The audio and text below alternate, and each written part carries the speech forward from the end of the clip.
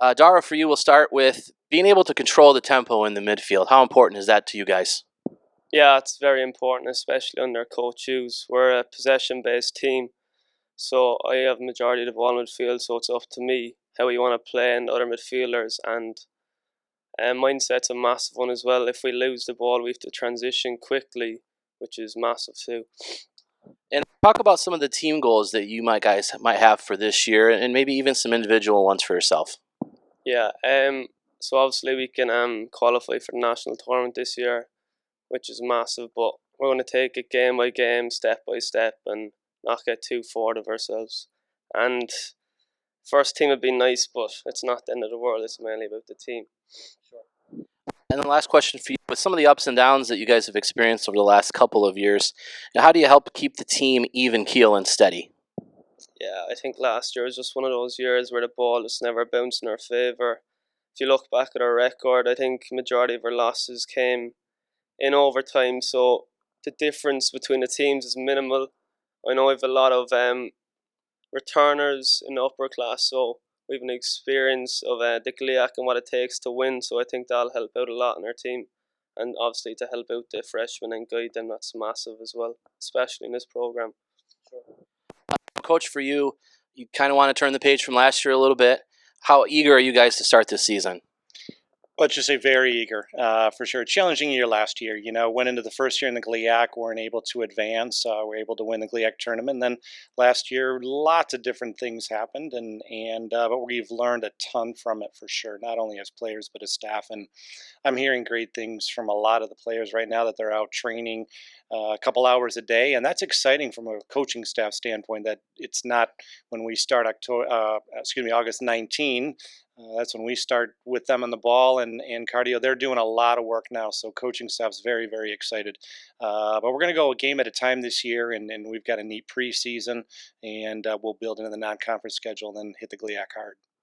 Yeah, you guys will return Carson Brinks this year. He was out with injury last year. You got Lasse, Jake Van Schie on the back line, so that's very strong for you guys. But also, in terms of goalkeeping, I know it's one of the areas you kind of wanted to touch up this year. How's that been going? Been going well. That is one area that we needed recruiting wise to make better, for sure. And I think we've got some real neat key pieces coming in that are going to battle for that top spot. There aren't any guarantees.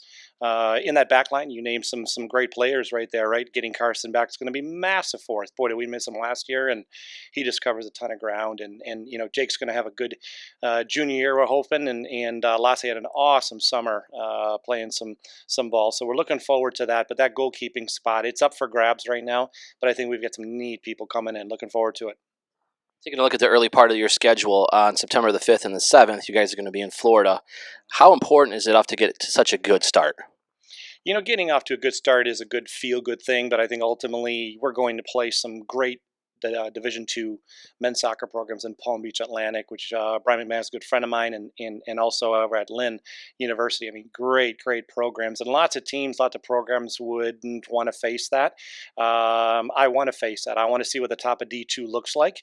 So we're going down to make our program better, not only in August and September, but ultimately October, November, and the possibility of December. So I want to see what the top looks like. I want our boys to experience it, feel it, breathe it.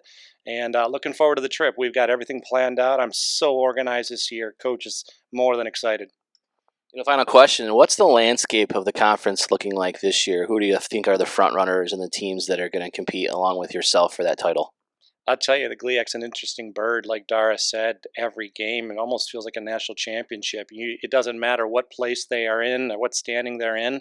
They're going to come to play, whether we're home, whether we're away. So I tell you, every 10 minutes is absolutely crucial in every game, every halftime talk, every pregame, every first 45, last 10. I don't care where it is. Every point is crucial. So every game will be that national final for us this year. Thanks, guys, for joining us here today. And for everything men's soccer, you can go to dupanthers.com.